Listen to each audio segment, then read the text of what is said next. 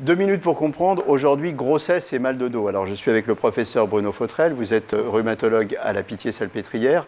Grossesse, mal de dos, c'est un rapport? C'est un rapport, bien sûr.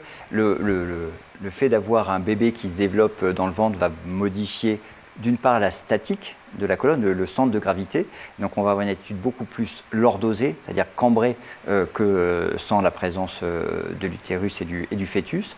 Et puis il y a également les tissus qui se modifient du fait de la production d'hormones en grande quantité, d'œstrogènes notamment, qui va faire qu'il y aura peut-être une moins bonne tenue de la colonne. Donc régulièrement, des femmes enceintes peuvent avoir des douleurs lombaires et de temps en temps, ça peut être assez invalidant. Et puis, il y a une surcharge pondérale aussi.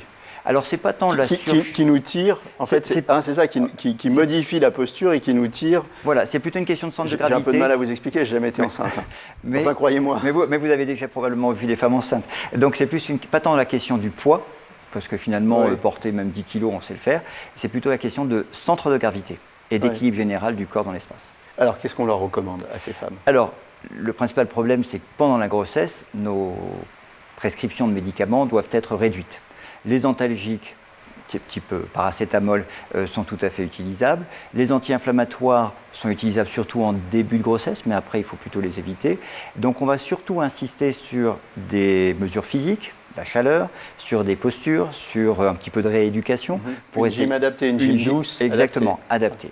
De temps en temps, on se retrouve dans des situations compliquées avec la nécessité de faire par exemple des infiltrations. Donc chaque patiente va se gérer, c'est pas très fréquent, mais chaque patiente va se gérer un petit peu sur mesure. On n'a pas une technique, mais c'est un moment qu'il faut accompagner parce que effectivement les douleurs peuvent être importantes. Voilà, vous attendez un bébé, c'est un moment formidable. Faites attention à votre dos, prenez-en soin.